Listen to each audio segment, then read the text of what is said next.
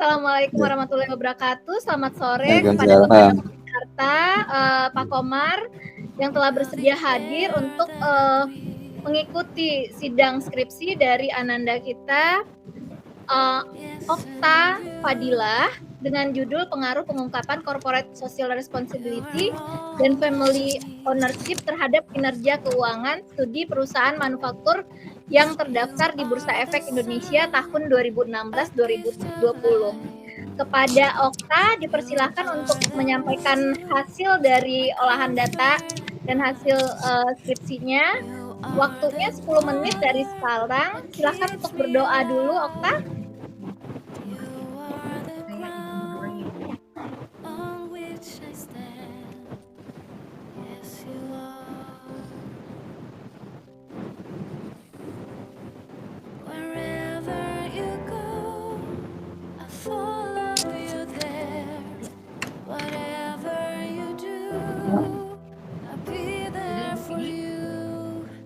Suaranya agak sayup-sayup, Okta.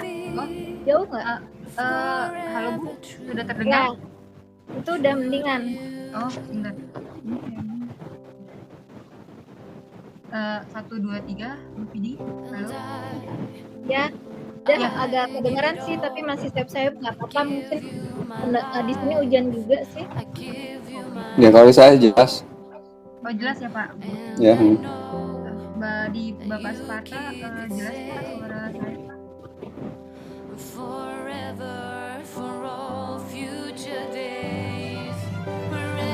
Mesti mute. Pak Sparta mesti mute. Jadi suaranya nggak lebih jelas antara iya dan tiada suaranya. Komar pakai handsfree ya Pak Komar ya? Iya pakai headset. Pakai. Mungkin lebih nggak apa-apa Okta. Okta pakai handsfree atau gimana? Pakai headset? Enggak. Headset. Oh ya oke. Aja lah. Ya, cukup jelas ya Bu ya? Dah ini agak deketin aja ke komputernya. Ke mic komputer. Dan kerja mulutnya ke layar.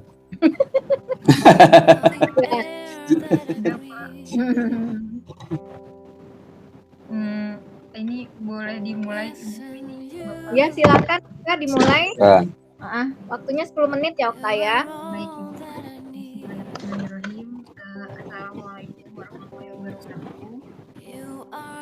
Yang terhormat Ibu Diana Degrafis selaku ketua dalam skripsi ini, dan yang terhormat Bapak Sparta selaku anggota 1 dan sekaligus dosen pembimbing saya, dan yang terhormat Bapak Komar Darya selaku anggota. Terima kasih Bapak Ibu dosen yang telah memberikan yang berjudul Pengaruh Pengungkapan Corporate Social Responsibility dan Family Ownership terhadap Kinerja Keuangan di perusahaan manufaktur yang terdaftar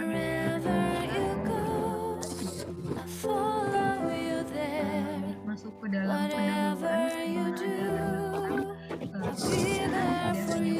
pada aspek lingkungan, tetapi juga memperhatikan aspek sosial dan aspek lingkungan. Oleh karena itu, perusahaan melakukan kegiatan yang terjadi karena perusahaan. Seperti halnya PT Semen Gresik yang mengeluarkan dananya untuk program CSR. Hal ini menjadi bukti bahwa perusahaan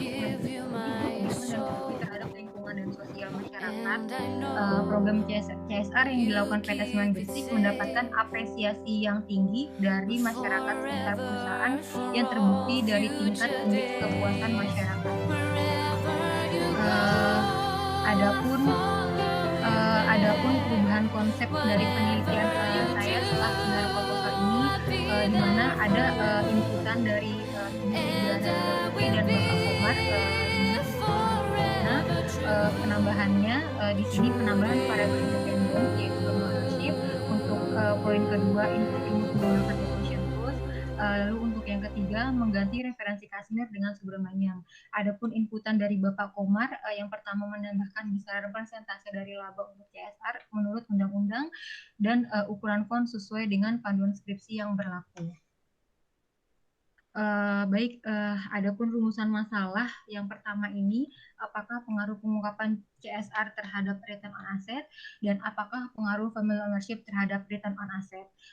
Adapun tujuan penelitian saya di sini untuk mengetahui pengaruh pengungkapan CSR terhadap return on asset. Dan kedua, untuk mengetahui pengaruh family ownership terhadap return on asset. Ya, masuk ke dalam landasan teori. Di sini ada grand theory, di mana grand teorinya ini ada 3. Yang pertama ini grand teori stakeholder, grand teori legitimasi. Dan dengan saya menambahkan variable independen, maka di sini saya menambahkan pula teori agensi. Di mana teori agensi menurut Jansen dan McLean pada tahun 1976, teori ini menjelaskan hubungan agensi antara pemilik dan agen dalam melakukan jasa sesuai tujuan mereka dan pendelegasian kekuasaan kepada agen untuk mengambil keputusan. Untuk variabel independennya di sini ada 2. Yang pertama, program CSR. Program CSR itu dapat meningkatkan cita perusahaan dan kepercayaan masyarakat terhadap produk dan jasa perusahaan. Hal tersebut akan berdampak pada kemampuan perusahaan dalam memperoleh keuntungan, sehingga dengan melaksanakan program CSR dapat meningkatkan kinerja keuangan perusahaan. Untuk variabel independen kedua yaitu family ownership, di mana menurut Tonggana dan Kristiawan tahun 2017, kepemilikan keluarga atau family ownership merupakan perusahaan yang 20% hak suara kepemilikan sahamnya dimiliki oleh pihak keluarga. Untuk variabel dependennya di sini ada kinerja keuangan. Kinerja keuangan merupakan prestasi manajemen untuk mencapai suatu tujuan utama perusahaan yang dapat menghasilkan laba. Masuk ke dalam landasan teori, di sini untuk kerangka pemikirannya, apakah corporate social responsibility ini berpengaruh positif terhadap kinerja keuangan, dan untuk hipotesa kedua, apakah family ownership ini berpengaruh positif terhadap kinerja keuangan. Ya, masuk ke dalam operasionalisasi variabel, di mana untuk variabel corporate social responsibility ini untuk indikator CSR-nya yaitu indeks CSR sama dengan total skor pengungkapan dibagi skor maksimal. Untuk variabel family ownership, di sini saya menggunakan indikator OWN sama dengan jumlah saham pihak keluarga dibagi total saham beredar dikali 100%. Untuk variabel kinerja keuangannya, di sini untuk indikatornya saya menambahkan return on asset sama dengan laba bersih dibagi total aset dikali 10%. Untuk variabel kontrolnya, di sini untuk firm size-nya, untuk indikatornya yaitu firm size sama dengan logaritma natural. Untuk sales growth di sini untuk indikatornya sales growth sama dengan sales T dikurang sales T min 1 dibagi sales T min 1 dikali 100%. Untuk variable control leverage-nya untuk indikatornya di sini saya menggunakan DER, di mana debt to equity ratio sama dengan total debt dibagi equity dikali 100%. Ya, masuk ke dalam metode penelitian, di mana untuk metode analisis data ini, di sini untuk nilai ROA-nya ini, nilai ROA perusahaan pada waktu T sama dengan konstanta ditambah koefisien regresi CSR, ditambah koefisien regresi ownership, ditambah koefisien regresi growth, ditambah koefisien regresi leverage, ditambah koefisien regresi firm size, ditambah error pada perusahaan pada waktu T. Masuk ke dalam analisis persamaan dan pembahasan. Baiklah, berikut adalah gambaran umum objek penelitian, di mana di sini ada 6 poin kriteria sampelnya. Yang pertama, untuk kriteria sampel yang pertama, itu perusahaan sektor manufaktur yang terdaftar di Bursa Efek Indonesia itu jumlahnya ada 955 sampel. Untuk kriteria sampel yang kedua, di sini keterangannya perusahaan sektor manufaktur yang tidak mempublikasikan laporan perusahaannya ini pada tahun 1 Januari 2016 sampai dengan 31 Desember 2020, jumlahnya ada 230 sampel. Untuk kriteria sampel ketiga, di sini perusahaan sektor manufaktur dan tidak memiliki hubungan keluarga dalam jajaran komisaris dan direksi ini sebanyak 230 sampel. Untuk poin keempat kriteria sampelnya, perusahaan sektor manufaktur dan tidak memiliki data yang dibutuhkan untuk perhitungan berbagai variabel dalam penelitian ini, jumlahnya ada 140 sampel. Lalu poin kelima, kriterianya perusahaan sektor manufaktur yang tidak menggunakan mata uang rupiah. Untuk sampelnya di sini sejumlah 130 sampel. Adapun data outlier pada sampel ini yaitu ada 6 sampel. Dari total sampel ini jumlahnya ada 219 dalam kurun waktu 5 tahun. Masuk ke dalam deskriptif statistik. Deskriptif statistik ini di mana deskriptif statistik untuk menjelaskan mengenai rata-rata dengan nilai standar deviasi, di mana untuk nilai ROA-nya untuk ROA-nya untuk nilai rata-ratanya di sini ada 0,044687, mediannya 0,038071, nilai maksimumnya di sini 0,242632, dan untuk nilai minimumnya minus 0,206754. Untuk nilai standar deviasi ROA-nya di sini 0,066499, lebih tinggi dari nilai rata-rata, sehingga data ROA memiliki persebaran data yang tinggi sehingga tidak terdistribusi dengan baik. Untuk variabel independen CSR-nya, nilai rata-ratanya di sini 0,242411, untuk nilai mediannya 0,30769, untuk nilai maksimumnya 0,692308, untuk nilai minimumnya 0,010989. Untuk nilai standar deviasi CSR-nya di sini 0,152280, lebih rendah dari nilai rata-rata sehingga data CSR terdistribusi dengan baik.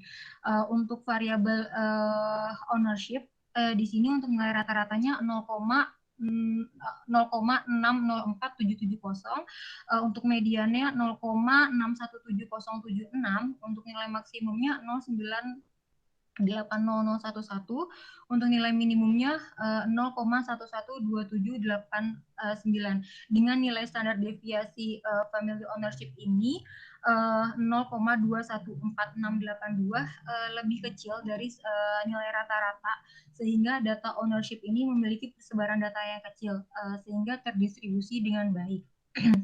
Masuk ke dalam variabel kontrol. Untuk firm size-nya di sini untuk nilai rata-ratanya 12,38853, nilai mediannya 12,2616, untuk nilai maksimumnya 14,21255, untuk nilai minimumnya 11,26364, di mana nilai standar deviasi variabel kontrol firm size-nya sendiri itu di 0,5904, di mana nilai standar deviasinya ini lebih tinggi dari nilai rata-rata, sehingga leverage memiliki nilai yang tinggi sehingga terdistribusi tidak baik. Untuk variabel growth-nya di sini nilai rata-ratanya 0,046460, untuk nilai mediannya 0,057071, untuk nilai maksimumnya 0,854082, untuk nilai minimumnya minus 0,687869, di mana nilai standar deviasi dari variabel kontrol growth-nya sendiri itu di 0,191997, di mana nilai standar deviasi growth-nya itu memiliki data yang kecil sehingga tidak terdistribusi dengan baik. Untuk variabel leverage, di mana nilai rata-ratanya 1,272567, nilai mediannya 9187746, nilai minimumnya 2391730, untuk nilai minimumnya di sini minus 0,979437, dengan standar deviasi 2,015794, di mana nilai leverage ini standar deviasinya lebih tinggi dari nilai rata-rata, sehingga leverage memiliki nilai yang tinggi sehingga terdistribusi tidak baik. Masuk ke dalam model regresi data panel, di mana dalam menentukan model ini saya menggunakan uji Chow dan uji Hausman. Dapat dilihat pada tabel di atas, cross section chi-square-nya ini nilai probabilitasnya 0,0000. Dapat dikatakan bahwa cross section chi-square-nya ini kurang dari 0,5. Dapat disimpulkan bahwa model yang digunakan adalah Fish effect. masuk ke uji Hausman, di mana dapat dilihat pada tabel berikut. Cross section randomnya ini nilai probabilitasnya 0,004, di mana cross section randomnya ini kurang dari 0,05. Dapat disimpulkan bahwa model yang digunakan adalah model fixed effect. Ya, masuk ke dalam uji normalitas, dapat dilihat untuk uji normalitas ini itu dilakukan untuk menguji apakah variabel independen dan dependen ini terdistribusi dengan normal atau tidak. Dapat dilihat pada tabel berikut. Nilai probability-nya ini 0,052705, di mana Jar-Puebera-nya ini probability-nya lebih besar 0,05. Dapat disimpulkan yaitu terdistribusi normal. Lalu masuk ke dalam uji multikolinearitas. Nah, untuk uji kolinearitas ini, untuk uji multikol itu dilakukan untuk mengetahui hubungan linear antara variabel independen dalam suatu regresi. Dapat dilihat dari tabel berikut. Untuk nilai correlation matrix-nya ini kan di bawah 80%, maka model ini tidak terjangkit atau tidak terindikasi multikol. Dapat disimpulkan tidak terdapat hubungan korelasi. Lalu masuk ke uji autokorelasi, di mana untuk uji autokorelasi ini nilai Darwin-Watson-nya ini sebesar 2,11587 yang berada di antara 4 min DL dan 4 min DU. Maka dengan begitu tidak ada masalah autokorelasi. Ya, masuk ke dalam uji heterokedasitas, di mana uji hetero ini itu digunakan untuk melihat apakah residual dari model regresi ini memiliki varian yang konstan atau tidak. Dapat dilihat pada tabel di atas, nilai probabilitas t-square-nya ini 0,0696. Yang artinya dapat disimpulkan bahwa nilai probabilitasnya ini lebih besar dari 0,05, yang berarti tidak ada masalah hetero. Lalu masuk ke dalam uji regresi, dapat dilihat pada tabel di atas, probability F statistik t-square-nya ini sebesar 0,00000 nilainya, maka di bawah 0,5 dapat disimpulkan hasil uji regresi itu modelnya fit.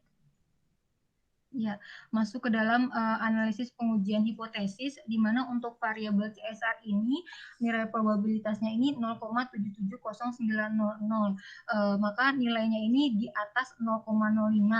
Dapat disimpulkan bahwa variabel CSR ini tidak berpengaruh. Lalu untuk masuk ke variabel ownership, di mana nilai probabilitasnya 0,081900, maka nilainya ini di atas 0,05. Dapat disimpulkan bahwa variabel ownership ini tidak berpengaruh. Lalu untuk variabel firm size-nya, untuk nilai probabilitasnya ini 0,016700, nilainya ini di bawah 0,05, maka dapat disimpulkan bahwa variabel firm size-nya ini berpengaruh negatif terhadap kinerja keuangan. Untuk variabel growth-nya, di sini nilai probabilitasnya 0,00000, dapat nilainya itu berarti di bawah 0,05, yang berarti variabel growth-nya ini dapat disimpulkan berpengaruh positif terhadap kinerja keuangan. Untuk variabel leverage-nya dapat dilihat dari nilai probabilitasnya di sini 0,321100, di mana nilainya itu di atas 0,05. Dapat disimpulkan bahwa nilai leverage ini tidak berpengaruh. Ya, masuk ke dalam implikasi manajerial, di mana corporate social responsibility dan family ownership ini tidak memiliki pengaruh terhadap kinerja keuangan, sehingga tinggi rendahnya tingkat CSR dan family ownership tidak mempengaruhi tingkat kinerja keuangan perusahaan. Begitu pula dengan variabel control leverage yang tidak memiliki pengaruh terhadap kinerja keuangan. Akan tetapi untuk variabel ukuran perusahaan dan pertumbuhan perusahaan ini memiliki pengaruh yang signifikan terhadap kinerja keuangan. Ukuran perusahaan memiliki pengaruh negatif terhadap kinerja keuangan. Hal ini menandakan perusahaan harus dapat memaksimalkan penggunaan aset untuk kegiatan usahanya agar dapat menghasilkan laba yang akan mempengaruhi kinerja keuangan. Sedangkan pertumbuhan perusahaan memiliki pengaruh positif terhadap kinerja keuangan. Hal ini menandakan perusahaan harus dapat terus memaksimalkan produksi agar dapat meningkatkan tingkat penjualan sehingga akan berdampak pada kinerja keuangan perusahaan. Baiklah, berikut kesimpulan dalam penelitian ini. Yang pertama itu mengungkapkan CSR tidak berpengaruh terhadap kinerja keuangan pada perusahaan sektor manufaktur periode 2016 sampai 2020. Dan kedua, family ownership ini tidak berpengaruh terhadap kinerja keuangan pada perusahaan sektor manufaktur periode 2016 sampai 2020. Adapun keterbatasan dan saran dari peneliti, keterbatasan hasil penelitian ini tidak dapat digeneralisasi karena peneliti hanya dilakukan pada perusahaan sektor manufaktur yang terdaftar dalam Bursa Efek Indonesia. Penelitian selanjutnya diharapkan dapat melakukan penelitian pada sektor lain dengan periode terbaru dan menambahkan variabel lainnya agar hasil yang diperoleh dapat memberikan gambaran pada setiap sektor perusahaan yang berbeda dan mendapatkan hasil yang akurat. Dan untuk saran dari peneliti ini diharapkan untuk penelitian selanjutnya untuk mengidentifikasi variabel independen lainnya, karena hal ini dilakukan untuk melengkapi hasil penelitian terdahulu dan memperkuat pengaruhnya terhadap variabel independen. Baik, Bapak Ibu dosen, berikut presentasi dari skripsi saya. Kurang lebihnya mohon maaf. Wassalamualaikum warahmatullahi wabarakatuh.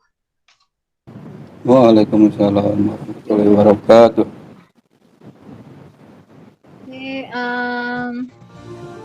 Oke, Okta.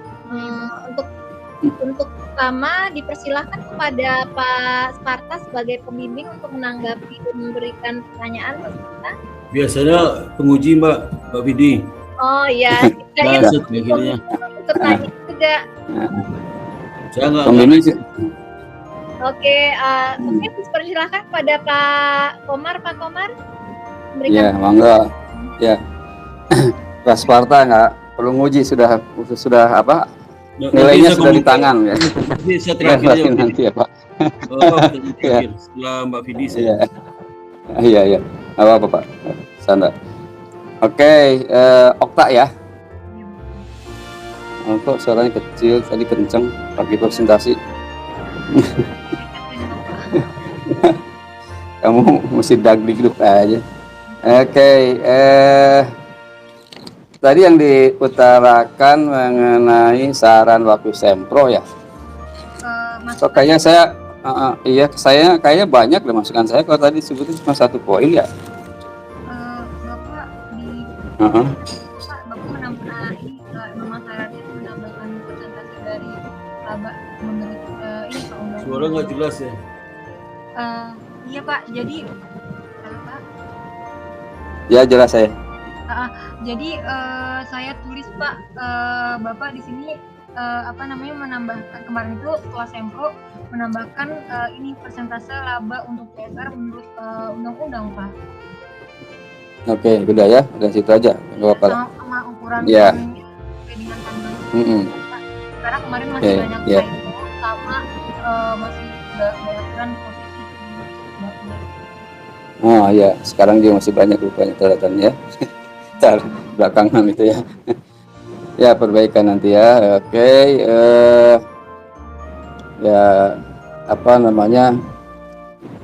Emang bab 1 sampai 3 sudah dibahas di sempro ya. Cuman dalam hal ini karena ujian sidang ya, tentu ada poin-poin tertentu yang perlu paham enggak kan gitu ya. Nah, terus yang pertama ini menarik judulnya ya, pengungkapan CSR. Media pengungkapan CSR oleh perusahaan itu kepada para pembaca laporan keuangan itu bentuknya seperti apa ya? Maaf Pak, gimana Pak? Media pengungkapannya CSR ini ya dalam laporan di mana tuh? Oh iya, saya menggunakan konsep jadi di mana gitu. Halo, Okta, kamu di mana sih nih, Okta? Iya Pak. Suara nggak kedengar. Di mana? Lagi di mana kamu? Di ini Pak, saya pakai 2 device ya Pak. Pakai Oh, satu aja. Jadi bunyi-bunyi itu suaranya kayak Oh, noise luar biasa tuh. iya Pak, maaf Pak. Berisik banget tuh. Iya Pak. Bentar saya matiin dulu ini dari. Ada 2 dia. Berisik banget. Halo Pak. Oh iya, sudah Pak. Satu dikecilin suaranya. Supaya tidak gema, yang satu mic-nya di Dimatiin, satu dimatiin. Oke. Iya Pak. Dimatiin sampai gitu. Iya, sudah terdengar Pak. Sudah, kalau saya sudah jelas. Udah jelas. Betul, Pak. Jelas. Oke. Mas masih nyium nggak Pak? Enggak. Oh iya. Satu lagi matiin aja. Iya, sudah Pak. Ya. Ya, jadi Oke. konsep CSR ini saya menggunakan konsep GRI G4 Pak. Nggak, maksud saya yang tanyakan media pengungkapannya itu di mana? Diungkapkannya itu di mana? Di laporan keuangan Bapak. Di laporan keuangan. Jadi Pak, di laporan keuangan di situ saya mengambil datanya itu dari sustainability report Pak. Jadi dari G4 ini kan punya beberapa ada 91 konsep dengan kalau nggak salah itu ada 7 indikator. SDM-nya, tentang hak asasi manusianya, terus tentang ada 6 Pak. Nah, jadi dari 6 itu terpecah lagi Pak menjadi 91 konsep. Nah, dari 91 konsep itu data ini diambil dari laporan keuangan. Nah, dari laporan keuangan itu saya ambil dari ini SA, yaitu Sustainability Report. Iya. Wah, benar. Menguasai rupanya kamu ya. Oke, bagus ya. Terus yang diambil contoh perusahaan manufaktur ya ini ya? Iya betul Pak, perusahaan manufaktur. Alasannya kenapa? Alasannya karena ini datanya itu ada karena mudah dicari di laporan Bursa Efek Indonesia. Selain itu juga dapat dicari juga melalui web Pak. Itu kemudahannya. Tapi kan konsep pemilihan objek itu kan tergantung dari pendahuluannya kan, fenomenanya kan? Iya Pak, betul fenomena. Nah, fenomenanya seperti apa bisa sampai nyampe ke perusahaan manufaktur? Iya, jadi sebenarnya sih ini Pak, maaf kepencet ya. Ya, terus? Jadi sebenarnya kalau untuk dari fenomena saya sendiri ini, saya tuh pengen ini Pak, mau mengetahui Pak, apakah dengan CSR ini membuat pengaruh apakah pengaruh CSR ini positif atau tidak terhadap kinerja keuangan, karena di mana masyarakat ini kan semakin kritis Pak dalam melakukan kontrol sosial terhadap dunia usaha atau kepada perusahaannya. Makanya perusahaan mulai menjalankan kegiatan CSR untuk tetap menjaga eksistensi perusahaan yang agar dapat diterima dengan baik dalam rantai bisnisnya Pak. Gitu sih Pak. Ya, bagus, lancar ya. Menyerang kayak Ronaldo ya. Oke. Ini kan dasar hukumnya sudah ya yang diasarankan. Itu ada 3% ya. 3% ya. Dari laba ya. Untuk CSR. Ketentuannya. Halo? Iya Pak. Ketentuan CSR-nya 3% dari laba. Ya, itu di laporan keuangannya pasti disisikan di situ ya, ada penjelasannya kan ya, dari laba diambil 3%.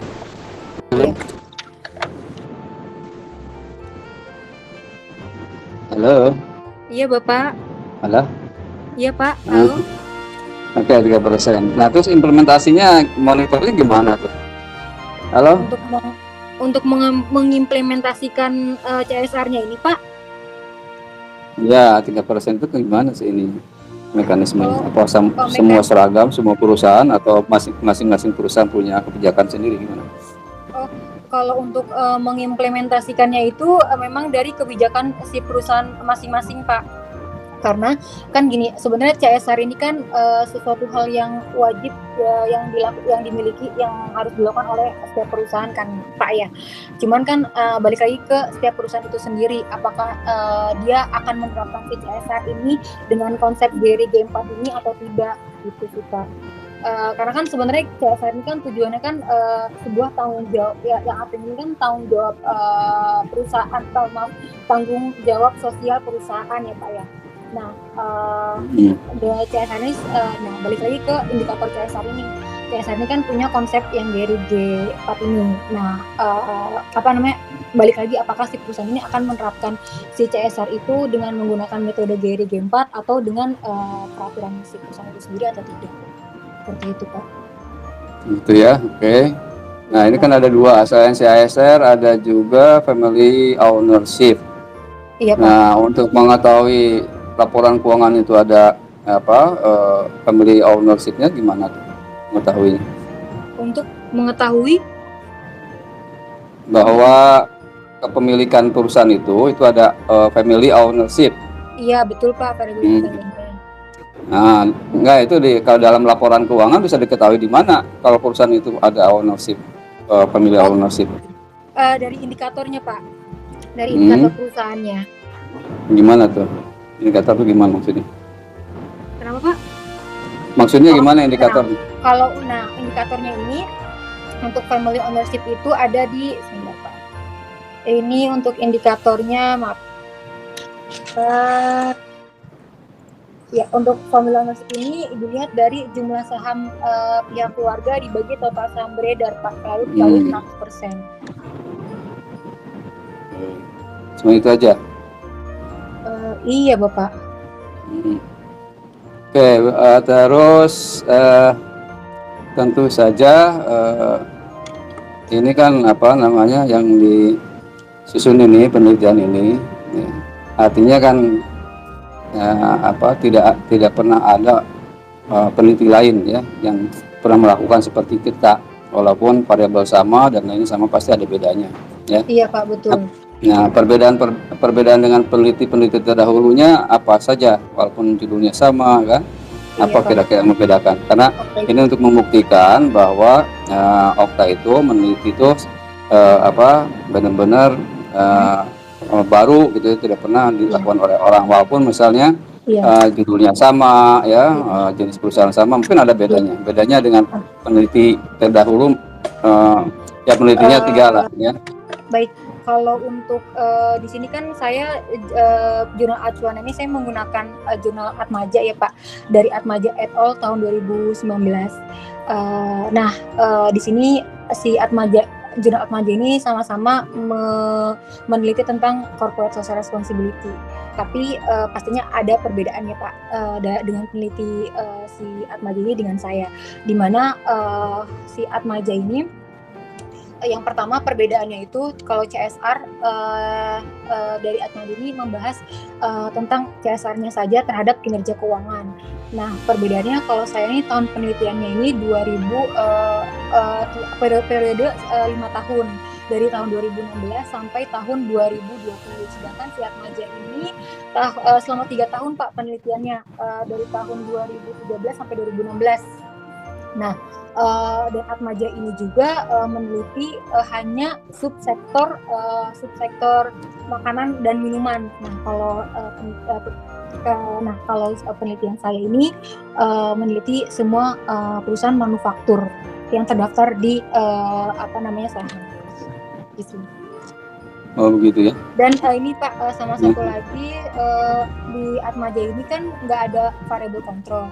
Nah, di sini saya menambahkan variable controlnya yaitu firm size, growth, sama leverage, di mana ukuran perusahaan, pertumbuhan dan leverage. Itu Pak. Oke. Terus landasan teori, grand teorinya apa yang dipakai? Oh, grand theory saya di sini menggunakan 3 grand theory. Yang pertama teori stakeholder, teori legitimasi, dan yang terakhir teori agensi. Bapak. Nah, siapa pencetus teori stakeholder? Pencetus teori stakeholder, Pak. Hmm. Sebentar, Pak.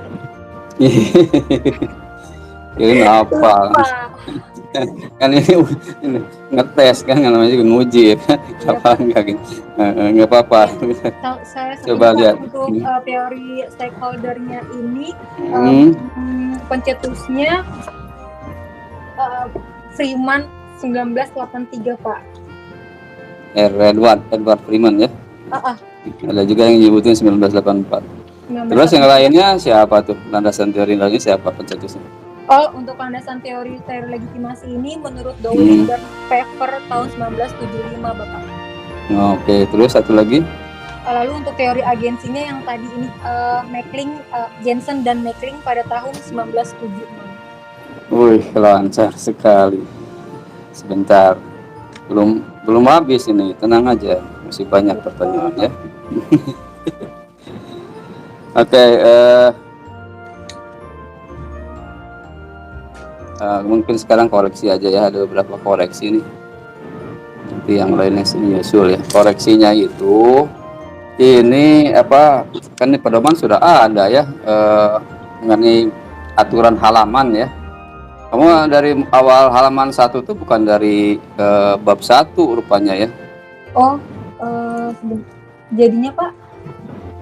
Ya harusnya kan pendahuluan tuh halaman 1 kan, yang sebelumnya itu kan nggak pakai 1, 2, 3 kan, ada I1, II dan lain-lain lah, kode lain kan.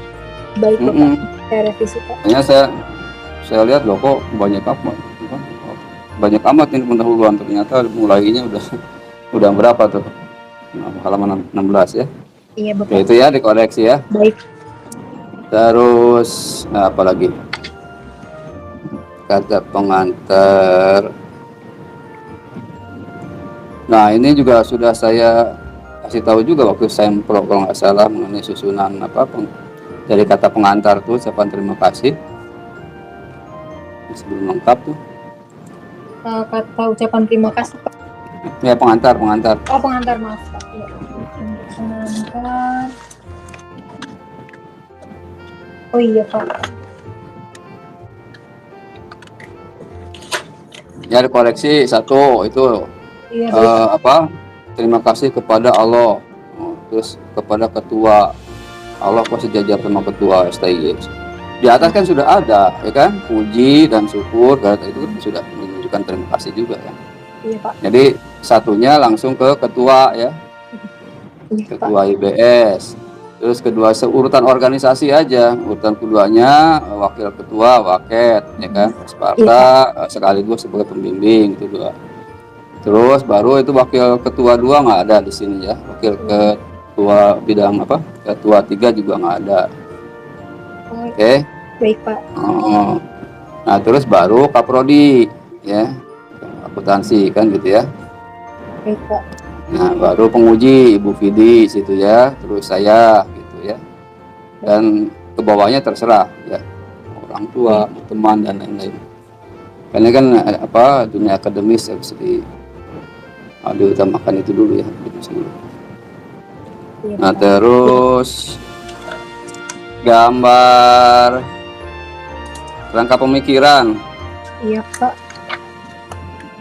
Itu ada 3 variabel ya?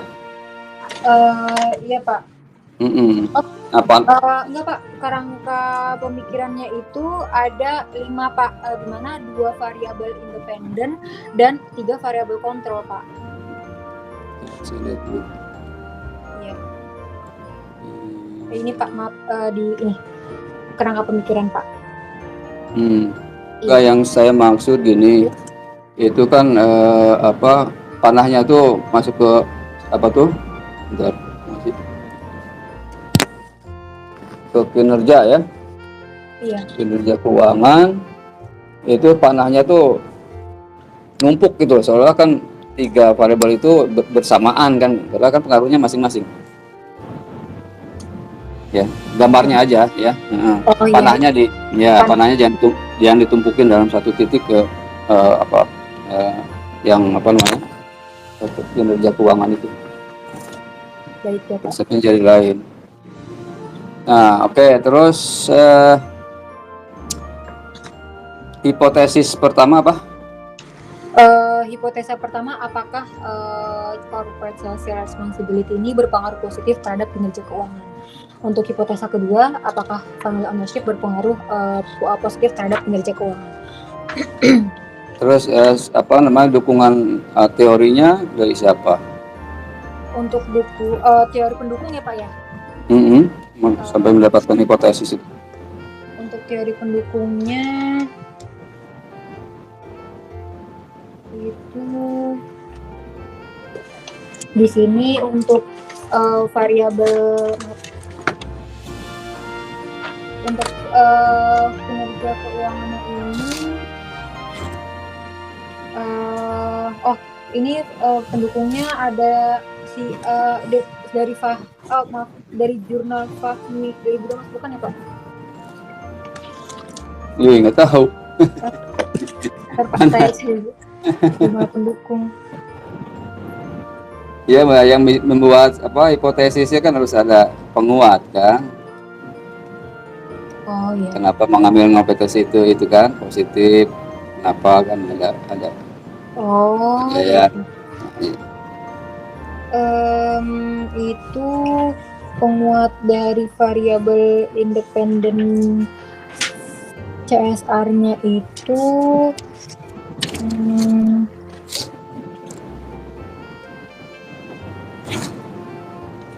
itu di hipotesis kan ada. Ya.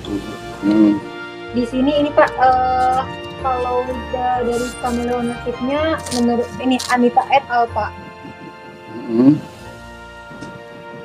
Jadi tiga variabel itu yang positif yang mana, yang negatif yang mana? Kenapa Pak? Hipotesis yang diterima apa saja dan hipotesis yang ditolak yang mana? Oh iya, Pak. Ini saya ada di sini.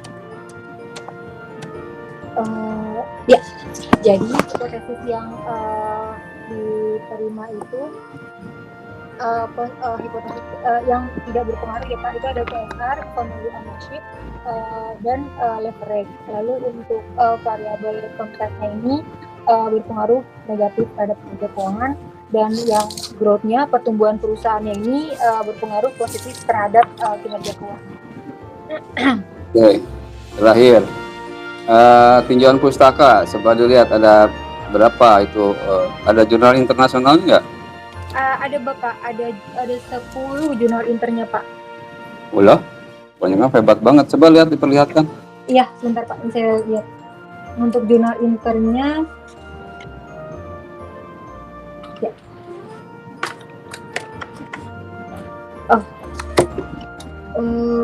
Di sini ada, ini kalau caput deh. Oh ini, ini Pak, si Wang dan Schuyler satu, lalu di sini ada Wo sama sebenarnya sih nggak semua saya masukin ke dalam ini sih Pak, skripsi saya. Apanya nggak dimasukin maksudnya? Maksudnya Pak, ini saya bacain dulu. Nggak dimasukin. Kan yang ada di pakai referensi di bab 1 sampai 4 itu kan harus tercantum di ini daftar pustaka. Begitu juga ada daftar pustakanya harus ada dikutipnya di mana kan gitu. Jadi ada Ho et al, terus lalu ada Herian et al, lalu untuk di sini ada Wo, dan di sini ada Anita et al, lalu di sini ada Wang and Schuyler tahun 2019, dan Gracia et al tahun 2020.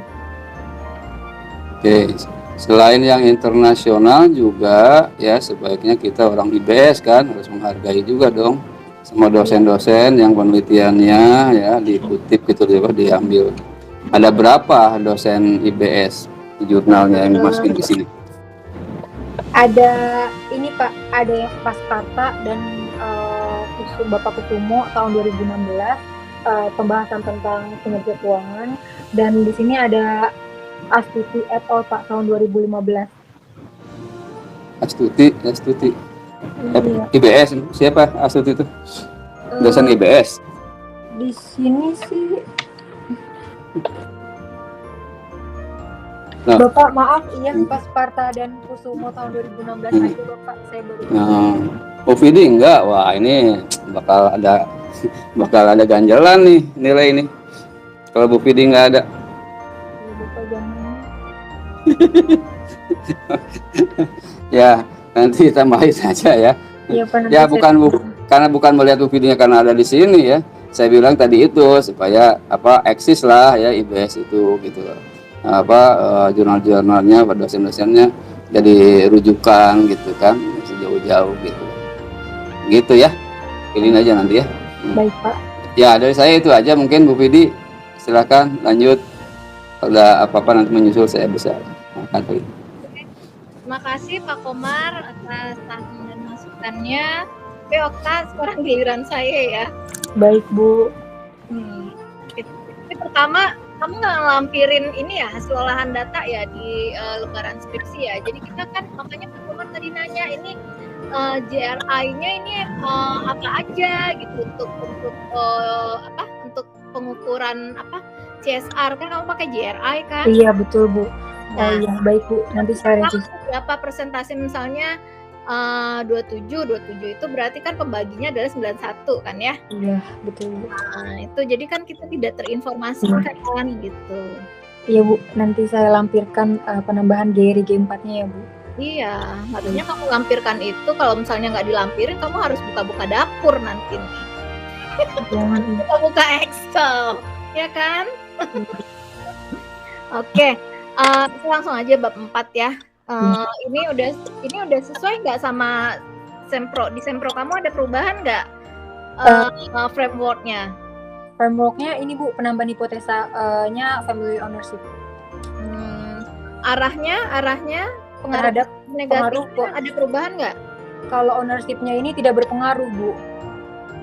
Enggak, yang untuk yang lain kan kalau di framework bab 2 kan biasanya kan kamu ada one tail kan waktu itu ya? Gimana Bu? Ada? One tail, nggak ada yang berubah ya? Oh nggak ada Ibu. Nggak ada sama ya. Soalnya tadi pagi Brian itu dia rubah. Oh iya Bu. Jadi tadinya dari frameworknya itu positif semuanya, karena terkendala hasil maka dia rubah framework awalnya itu jadi negatif supaya banyak yang accepted. Oh baik. Ya Bu. Nggak ada ya? Kita nggak ada, saya nggak ada Bu. Oke.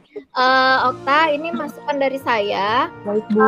Kriteria sampel Okta itu kan populasinya berarti perusahaan sektor manufakturnya totali ada 955 perusahaan, betul Ibu. Nah, berarti kemudian tahap kedua itu adalah terkait dengan adanya eliminate dari kriteria ya, perusahaan yang tidak mempublikasikan laporan keuangan dan terreduce itu ya. Iya. 230 perusahaan. Sampel, maaf.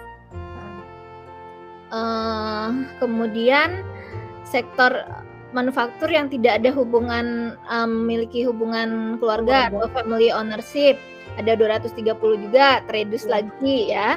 Iya. Kemudian perusahaan manufaktur yang tidak memiliki data yang dibutuhkan dalam perhitungan variabel, terreduce lagi. Kemudian perusahaan perbankan konvensional berarti nggak masuk ya? Tidak Bu.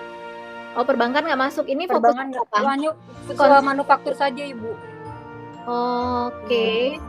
Berarti di sini harusnya dari populasi atas itu udah nggak masuk perbankan itu Okta. Ya kan? Karena perbankan di sini perbankan kan? Berarti kan perbankan udah terreduce dari awal dong. Perbankan. Ya kan? Kalau misalnya populasi Ini kamu tidak. perusahaan sektor manufaktur yang terdaftar di BI, berarti kan perbankan udah enggak itu. Ini memang subsektor manufaktur sih Bu. Memang tidak ada perbankan. Iya, maksud saya. Iya. Maksud saya di sektor manufaktur dari awal populasi kamu itu kan memang udah nggak masuk kan sektor perbankan. Kenapa di kategori kelima ini ada pengurangan perbankan 130? Ini Logikanya gitu ya? Coba kamu buka. Nah, ya. Kok oh alah. Okta, ternyata slide kamu beda sama yang ada di ini. Kayaknya saya tipu deh, Bu. Kamu typo. Harusnya Kalau perusahaan di sektor yang saya manufaktur. baca itu tulisannya adalah perusahaan perbankan konvensional yang tidak menggunakan mata uang rupiah. Iya, di sini soal makanya PPT saya perusahaan sektor manufaktur, Bu, yang tidak menggunakan mata uang rupiah. Coba sebentar saya lihat di jurnal saya ya, Bu, di apa ini kertas di bab 4 ya. Yang saya baca itu. Iya, Bu, sebentar. Revisi aja ya. Oh iya, benar, Bu. Ya kan? Iya. Di halaman 63 kalau nggak salah. Iya, Bu, sebenarnya ini saya typo. Sebenarnya ini nggak ada ini sangkut pautnya dengan perbankan, ini hanya manufaktur. Oh iya, di sini saya nanti saya revisi ya, Bu. 200. Nah, berarti sisa berapa tuh, Okta? Sisa dari setelah pengurangan kena kriteria itu. Oh, sisanya 255, Bu. Nah, bikin di sini. Jangan dapat 219. Jadi kan terinformasikan apa yang kamu bikin. 230 kurang 140. Ya, terus dikurang lagi 130. Iya, betul, terus langsung dikurang dengan data outlier-nya 6. Kamu ini itu udah dikali 5 ya, Okta ya? Iya, betul, Bu. Jadi untuk per tahunnya ini jumlah sampel ini ada 191, Bu. Gitu. Nah, harusnya bukan begitu penjabaran kriteria sampel ya. Kamu cek dulu aja sampel, makanya saya bilang 955 perusahaan manufaktur, saya bilang ternyata udah dikali 5. Udah dikalikan 5, iya Ibu. Jangan dikalikan 5 itu pas kolom bagian bawahnya, Okta lihat deh di skripsi senior yang sebelumnya. Jadi perusahaan manufaktur totalnya berapa dalam 1 tahun ya, dari tahun 2016 ke 2020, kemudian dikurangin, di eliminate dengan kriteria sampel ya, tidak mempublikasikan laporan tahunan, tidak memiliki hubungan keluarga. Nah, itu akhirnya sisanya berapa? Nah, misalnya anggaplah 255, Bu. 225. Bukan, totalnya 219 ya, 46. Oh, yang di data outlier-nya ya. 46. Nah, berikutnya periode penelitian 5 tahun, berarti 46 dikali 5. Nah, gitu. Baik, Bu. Lihat deh, 46 kali 5. Lihat contoh dari yang dapat 230.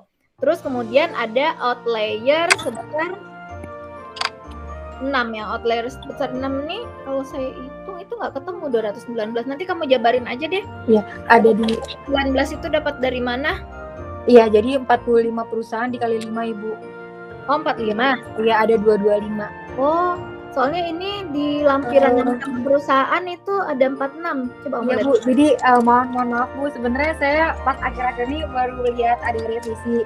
Jadi boleh, Bu, mohon dilihat dari tabel daftar sampel perusahaan untuk PT AKPI itu double, Bu. Jadi AKPI-nya ada 2 di lembar terakhir di nomor 46. Jadi AKPI sama AKPI gitu.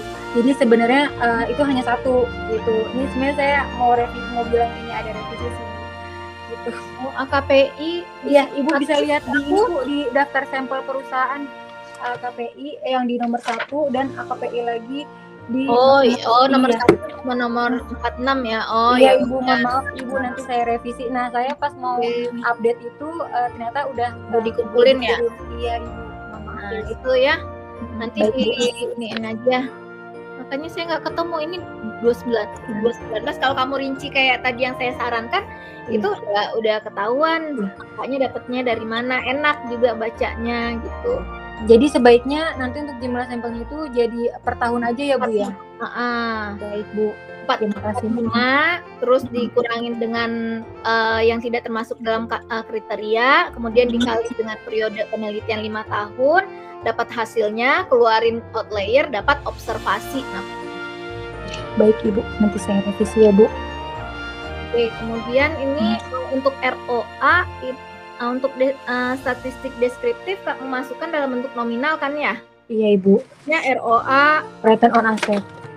itu 0,044 itu sama dengan 4,6% ya? 4,4. 4,6%. 46 ya. 46. Oke, berarti ya nominalnya kamu masukin ya.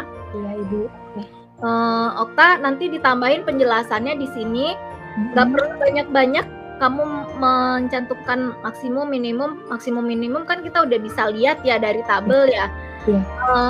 Kalau penjelasan statistik deskriptif itu akan lebih meaningful kalau seandainya yang dijelaskan itu misalnya mean terhadap standar deviasi, ketahuan kan sebaran data. Kemudian skewness sama kurtosis. Kalau misalnya dia miring ke kanan mendekati 0 artinya apa, menjauhi 0 artinya apa gitu ya. Nah, nanti itu aja ditambahin. Ya, baik Bu. Terima kasih masukannya Bu Vidi. Kemudian titik ini yang di tabel ganti titik jadi koma ya. Titik jadi koma Bu. Oh baik Bu. Ya. Ya itu kan masih titik ya. Titik semua. Iya Bu. Semuanya untuk semua tabel ya Okta ya. Ya Ibu. Terus uji cow ini masuk ke dalam subbabnya adalah uji data panel. Kemudian yang kamu perlu bikin tabelnya bikin aja, kamu ketik ulang lagi isi dari cross section F dan cross section C square. Nah, ya di situ. Jadi judul kasus jangan di copy paste semuanya yang dari olahan if use itu. Misalnya if 2 BQ 01 terus specific effect gitu. Oh baik. Ya. Baik Ibu. Oke. Uji normalitas. Oke, di atas mepet ya 0,052. Rubin Watson. Nah, berarti nih, ini kan data kamu banyak nih. Kamu lihat semuanya dari semua laporan keuangan itu mereka punya sustainability report. Ada yang itu Bu. Jadi tidak semua perusahaan menyantum ada nominal dari sustainability report itu, tapi memang pacuannya dari SR ini Bu. Nah, kalau yang nggak punya sustainability report gimana? Misalnya kayak Kedaung, itu kan kalau kita lihat dari annual reportnya kan nggak ada ya? Iya, kemarin sempat tanya ke ini Bu, ke Pak Komar, itu bisa dilihat dari annual reportnya Bu. Pak Komar. Pak Komar Darya, iya. Oh, Pak Komar Darya. Konsultasi, iya kalau misalnya gitu. Angkanya nggak ada di SR. Berarti gimana cara kamu menghitung masing-masing indikator kan ada 7 ya, ada economic, ada social responsibility, ada sosial, ada keragaman hayati di situ kan? Iya.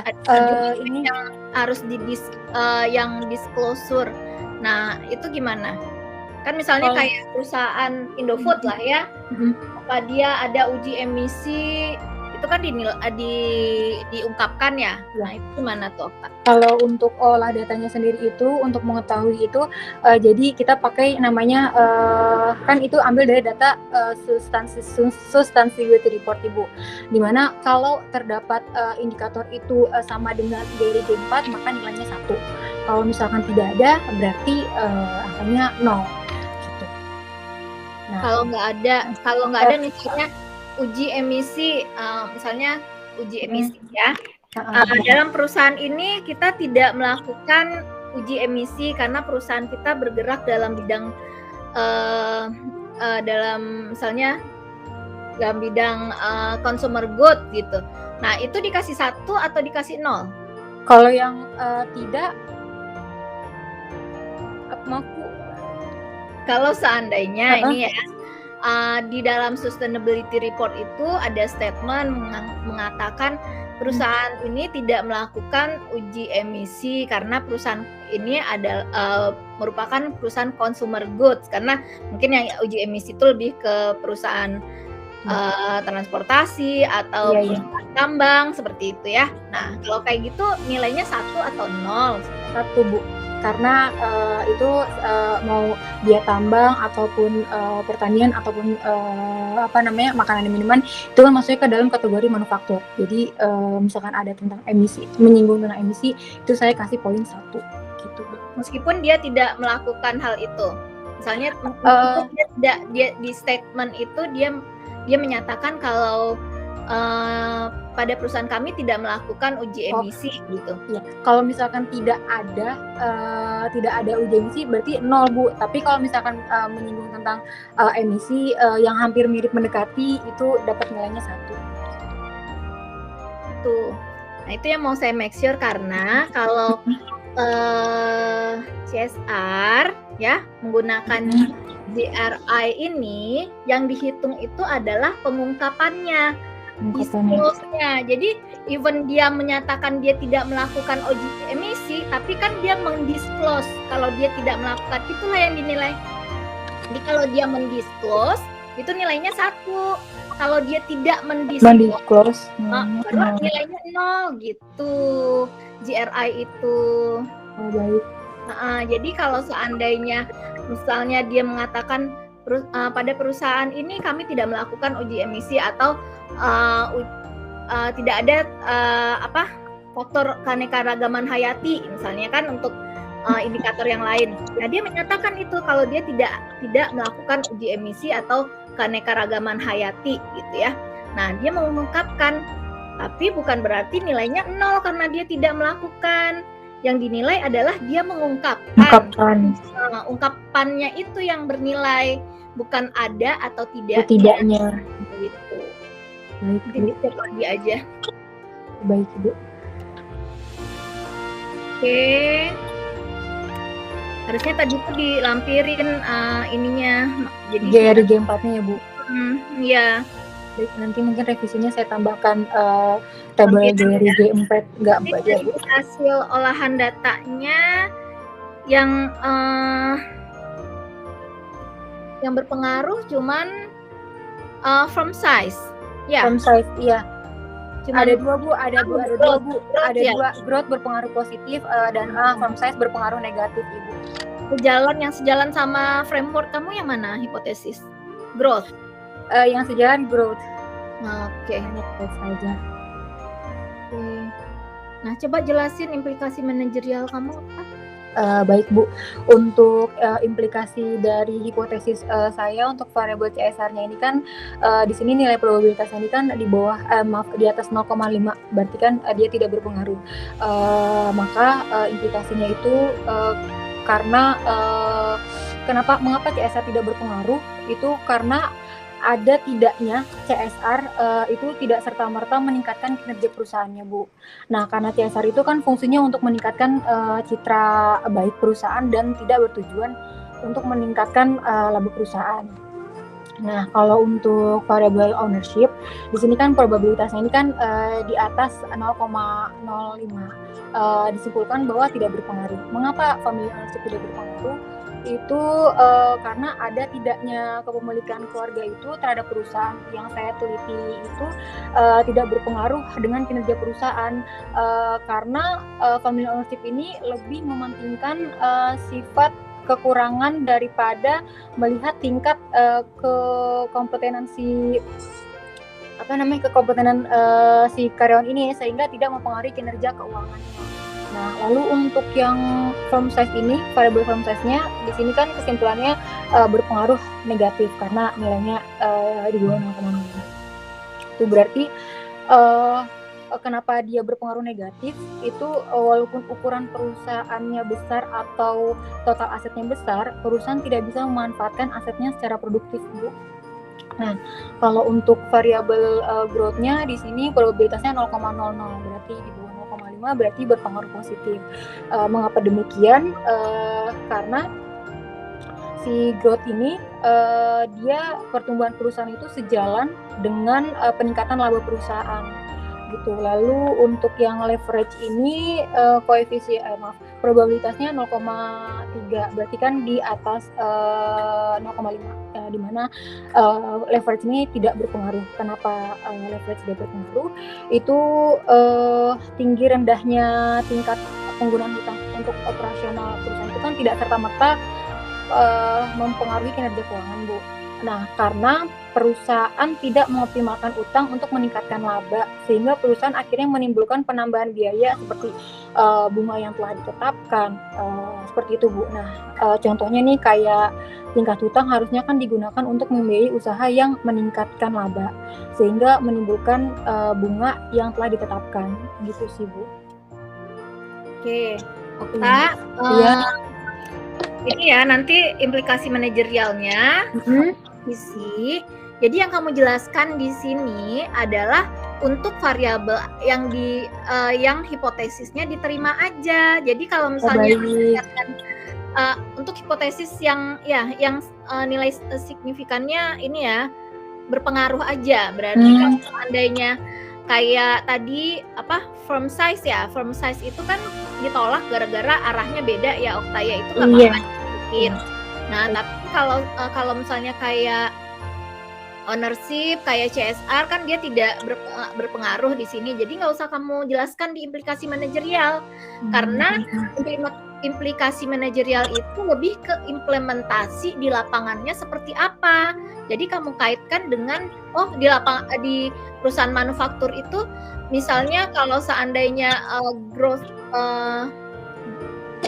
firm size-nya naik, berarti kinerja perusahaannya turun. Apa justifikasi kamu atas hasil ini? Auditnya yang terjadi di lapangan apakah benar kalau misalnya nilai perusahaan itu naik, misalnya ya kinerjanya jadi turun, contohnya apa gitu.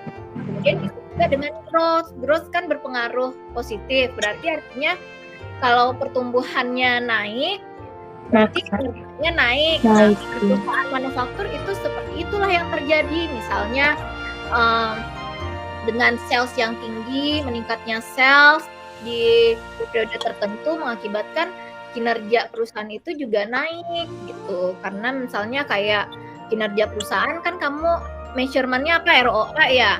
Return on asset gitu. Nah, dari income itu kan disupport dari jumlah penjualan yang jadi di periode tersebut. Nah, dikaitkan dengan perusahaan manufaktur. Kalau tadi yang seperti kamu jelaskan itu kan normatif untuk semua perusahaan meskipun dia tidak manufaktur gitu ya. Ya, Bu. Oke, paham ya? Ya. Kemudian apalagi ya? Kesimpulan revisi lagi dibikin bagus ya, ini yang mana harus di bold, yang mana yang harus agak pokoknya penulisannya ini diperhatikan lah, kan ada buku panduannya ya. Iya, Ibu. Nah, keterbatasan ini jawabannya ada di saran ya. Kalau misalnya keterbatasannya adalah perusahaannya hanya sektor manufaktur, berarti penelitian selanjutnya adalah sektor lain. Oke. Diharapkan dan selanjutnya variabel independen lain. Nah, sebutkan keterbatasannya dulu. Penelitian ini hanya menggunakan independen variabelnya X, Y, Z. Diharapkan nanti mungkin ada melibatkan ada variabel moderasi atau variabel kontrol supaya hasilnya akan lebih bagus lagi dan meaningful gitu, ya. Baik. Oke. Dari saya itu aja. Terima kasih Bu Vidi masukannya. Ya, oke. Gimana Pak Sparta, Pak Komar, kita persilahkan dulu Okta untuk ini ya, untuk live dulu mungkin dari Google Meet ini kita bisa diskusi. Ya, Okta untuk live dulu nanti Mas. Halo, Mbak Didi. Ya. Oh iya. Benar, Ibu. Itu terima kasih ke Mbak Didi sama Pak Kumar sudah memberikan masukan. Saudari Pak, kamu catat belum tadi itu yang terbagi? Sebagian sudah saya catat sih Pak. Ini ada dari Pak Kumar dan Bu Vidi Pak. Oh, sebagian belum? Mungkin nanti bisa dapat reportnya, nanti saya catat ulang Pak. Iya, jadi perbaiki aja ya. Sama Bu Vidi sama Pak Kumar tadi. Ya, itu aja Mbak Didi. Oke, Pak Sparta, untuk Okta silahkan lab dulu ya. Baik Bu, ya terima kasih ya Ibu. Untung. Baik, terima kasih Bu.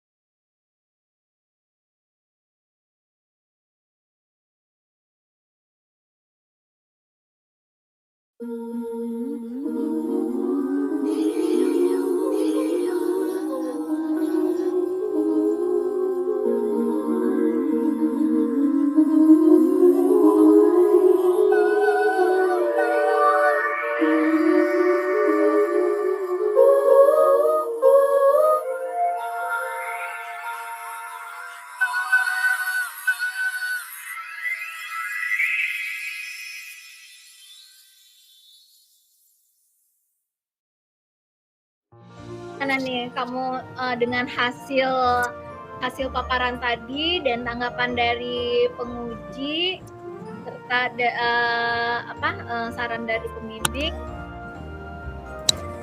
masih cinta kan sama IBS ya? Masih cinta ya? Masih. Nggak ini kan nggak bosan kan bimbingan sama Pasparta? Masih butuh bimbingan lagi mungkin? Jangan. Udah bosan sama saya, Bu. Bu Vidi udah bosan sama saya. Kalau bosan Paspartanya udah capek, mungkin mau bimbingan yang agak lama. Ganti bimbing aja. Ya. Oh, kalau nggak mau repot tuh. Maksud SR kan ya? Nah, lama itu nerusin ke S2-nya gitu loh, tetap di IBS. Oh. Oke, udah. Selamat ya Okta ya. Finally kamu berhasil melewati tahap-tahap untuk bisa menjadi sarjana S1 dari SII Indonesia Banking School. Dan ini kami menyatakan bahwa Okta Fadila lulus dengan nilai A. Harap dengan nilai A dan revisi yang masih menjadi syarat dan ketentuan supaya kamu bisa sah menjadi sarjana S1 bisa kamu penuhi selama 2 minggu revisi ini ya Okta ya? Iya Bu. Kalau enggak berarti itu kayaknya kamu masih tetap cinta dan pengen sama di UBS ya. Oke, kepada Bapak Dr. Sparta sebagai pembimbing mungkin akan menyampaikan dua kata-kata. Kenal waktu kuliah apa ya? Pengauditan itu apa ya? Audit 1 sama audit 2. Oh, dua-duanya. Iya, ini ya sekedar diketahui aja mau Bu Vidi, mau Pak Sparta. Ini mahasiswi paling cerewet di kelas saya ini. Kuliah saya sama dia paling cerewet. Oh gitu ya? Ya bener kan? Nah, cocok dong. Evita ya Bu. Udah lulus duluan.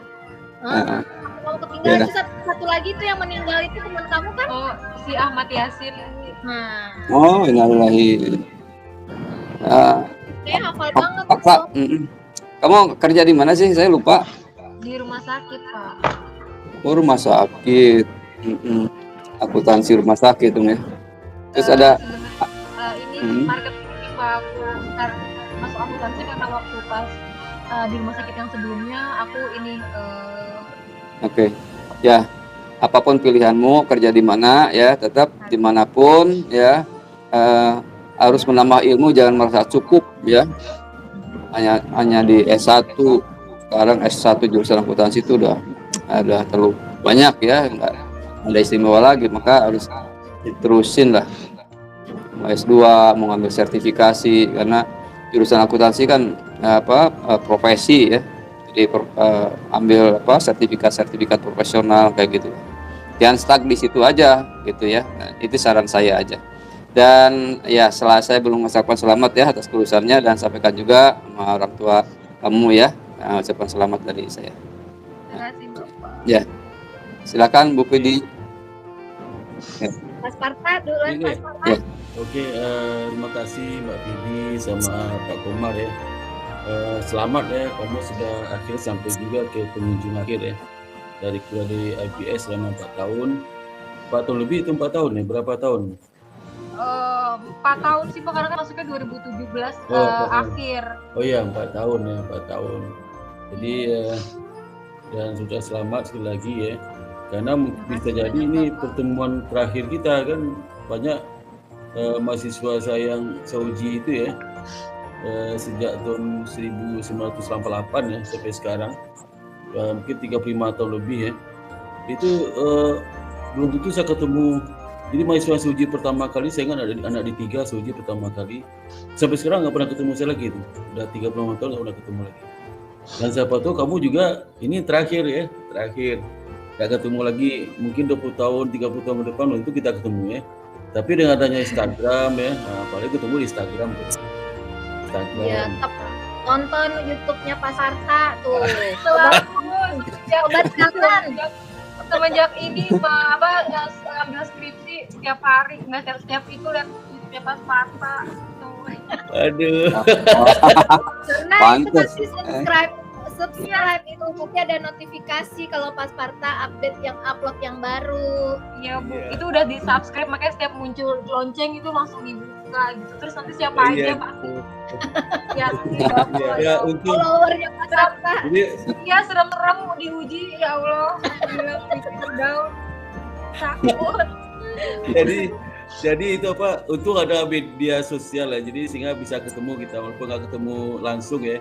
Kalau tidak, maka saya suka sama mahasiswa itu udah kamu masuk Instagram. Siapa tahu saya kangen lihat mahasiswa didik saya itu udah keluarga, udah punya anak, saya senang banget deh. Udah kerja di mana ya. Tapi mahasiswa dulu yang tahun 88, 89, 90 sampai tahun 2000-an itu nggak ketemu sampai di mana. Ada yang akhirnya dia ketemu di Facebook, tapi jarang-jarang ya. Banyak di Facebook saya itu sekarang untuk mahasiswa saya Nanti lama-lama. kalau Tapi tidak Okta semuanya. nikah, Okta undang Bapak sama Ibu. Oh iya, sip ya. Aduh. Dan Oh, udah. lancar. Mungkin bisa Dia kedua juga Kayaknya dekat-dekat. Jadi udah selesai nih itu koleksinya ya. Iya Kan dong. koleksi untuk seleksi ya, koleksi dulu baru seleksi ya. Nah. Iya, karena Jadi- syarat-syaratnya harus satu ya, ada Iya, syaratnya. Bu. Kalau nggak Jadi satu gini nggak Mbak mau. Vidi, ini Iya, si Okta ini masuk mahasiswa yang berisik nih. Dia nggak bisa banyak ada pengatur operasi berapa kali berisik banget deh. Emang iya. Kalau nggak ada dia, iya. Pak, Amus. Kalau Hmm. nilai dikasih kurang aja, kurang itu kan relatif ya, Pak. Berisik, Kalau Bu. menurut kita udah lebih gitu, kasih menurut dia kurang, tes terus. Kamu udah sejak saya ngajar tahun 88 sampai tahun ngajar 1987 sampai sekarang baru ketemu pertama kali mahasiswa berisik kamu ini. ampun Pak, ampun ya Benar ya? Allah. Ya belum pernah ketemu mahasiswa berisik kamu itu. Belum pernah ketemu saya. Tapi Udah kan 30. ini Pak, jadi ceria suasana kelasnya Pak. Iya, tapi begitu bimbingan skripsi sempat nangis juga sama kamu. Bapak iya, ya Allah Bapak. Iya. Supaya kamu cepat lulus, maka kalau nggak tuh nggak lulus, nggak datang. Cepat ngilang kamu kan, berapa lama tuh hilangnya? Tapi jadi bikin Iya makanya.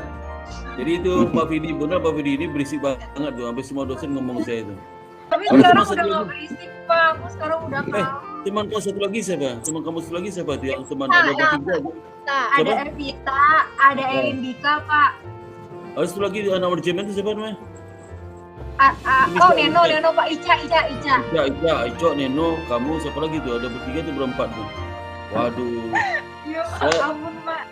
Saya sejak 35 tuh ngajar nggak pernah ketemu mahasiswa kayak baru kali ini nih. bukan Pak. Oh, ya, iya sama. Hah? Ya Allah Ibu Vidi, maafin Okta Ibu ya Allah. Iya. Walaupun itu kuliah online, offline sama online sama aja. Di online juga sama. Lihat tuh rekaman saya kuliah tuh, ada Rukia sama kamu. Aduh jangan Pak, itu ayo Pak ya. Tapi kan saya biar Bapak senang ketawa-tawa kalau ngajar. Iya. Jadi Mbak Vidi ada kuliah sama saya online tuh gitu juga berisik juga sama. Protes aja terus ya Pak ya. Ya, jadi selamat ya sekali lagi kirim salam sama orang tuanya ya, menjadi keluarga sakinah nanti insyaallah. Ya Ya, amin. Nanti kalau saya undang datang ya Pak. ya insyaallah datang saya. Ibu datang ya Bapak. Ya insyaallah datang. Oh, ya. Benar ya. Ya udah Pak Vidi ya, udah Pak Vidi bisa itu. Sekali lagi selamat ya Okta ya. Bisa kuliah di Inggris dong. Ya. Aduh, Kasih dong. aku sebenarnya nggak bisa merangkai kata-kata karena gimana ya Pak? Saya kan orangnya serius dan saya. Merangkai rayuan bisa sama pacarnya. Iya. Ya pokoknya amat sangat berkesan saya kuliah di IBS. Pertama kali saya masuk IBS itu. Nah, oh iya Pak, saya bawa ke adik kelas saya waktu SMA 2 orang dari SMA saya ke IBS. Harusnya Wah. dapat royalti tuh Pak, tapi saya belum dapat. Nggak Kan beda. sekarang deh. Kan sekarang dapat A. Oh iya ya, terima kasih ya Pak. Ya, Iya. kesan-pesannya saya senang Pak karena dosen-dosen di IBS tuh nggak cuman mengajar ya udah fokus sama ya ini enggak. Jadi tuh dosen-dosen IBS itu tuh mengajar dengan berdasarkan pengalaman beliau gitu. Berdasarkan pengalaman. Terus juga dikaitkan dengan Bapak kerja di mana waktu itu, terus dikaitkan sama materi yang satu diajarkan gitu. Juga dosennya gaul-gaul banget gitu. Jadi kayak tenang gitu. Iya, mana ada dosen yang update di YouTube, update di Instagram ya kan, dan update di TikTok ya Bu, update di TikTok ya. Terus sama ini Pak, aku suka sama IBS itu pertama parkirannya tuh nggak bayar. Karena di mana-mana kampus tuh sekarang rata-rata bayar parkir. udah komersil. Ya itu gitu. Terus sama ini ruangannya super dingin Pak. Saya bingung, saya nyari remote AC-nya aja saya nggak pernah ketemu Pak. Terus saya pengen matiin tapi nggak dapat remote-nya Pak. Jadi ya itu AC-nya dingin banget, terus wifi-nya tuh on selalu. Saya seneng banget. Jadi saya bisa drakoran. Paling Ya sip ya. Kalau itu apa pengalaman tidak enaknya apa? Tidak enaknya. Nah, ya. pengalaman gak enaknya apa ya? Masukan, mungkin bisa ngasih masukan untuk kemajuan IBS ke depannya. Iya, betul. Betul. Paling kalau nggak enaknya sih nggak ada ya. Paling nggak enaknya emang dari kitanya aja karena kan kita kuliah sambil kerja. Paling itu sih Pak karena capek. Tapi untuk dari IBS-nya nggak ada. Nggak semua, alhamdulillah IBS mengerti kita sebagai mahasiswa yang kuliah sambil kerja. Gitu. Terus kalau untuk masukannya apa ya? Kantinnya dibanyakin banget. Tapi sekarang karena corona jadi nggak bisa ya. Udah itu udah cukup ya. Silakan Vidi. Oke, saya ucapkan selamat sekali lagi ya. Akhirnya kamu udah mencapai mendapatkan gelar SAK Oktavia Fadila SAK. Udah tulis di Instagram itu username-nya itu. Udah, oke. Silahkan direvisi 2 minggu waktunya, nggak ada tawar-menawar ya, karena terkait jadwal yudisium juga ya Pak Parta ya. Iya betul. Nah ya, kalau misalnya kamu mau yudisium segera, artinya kamu mau wisuda tahun sekarang kan? Mau. Nah, itu masih ada syarat satu lagi, revisi udah dapat SKL, kamu mungkin nggak butuh SKL karena udah kerja ya, tapi ya syaratnya untuk yudisium aja udah memenuhi gitu ya. Oke, saya ucapkan tolong dijaga nama baik alma mater, promosi UBS, jangan sampai nih nanti kalau nggak dipromosiin berkurang mahasiswanya, nanti tahu-tahu nggak kedetek lagi kamu lulusan mana gara-gara mahasiswanya udah nggak ada. Ya kan? Aku udah masuk itu Bu, aku udah ngajak dua teman bukan adik kelas aku di waktu SMA masuk ke situ orang. Ya kan, nah tipe-tipe kayak kamu tuh kan kakak-kakak kelas intimidasi ya, pengintimidasi, bisa ngepuk adik-adik kelasnya untuk menentukan pilihan. Nah, coba dimanfaatkan ya. Iya. Mereka yang aja Bu jadi Ya, keluarga ya, sukses selalu. Pak Sparta baik ya. 1, 2. Ya, Pak Komar miring Pak ke kameranya Pak. Bentar, Pak. Udah ya?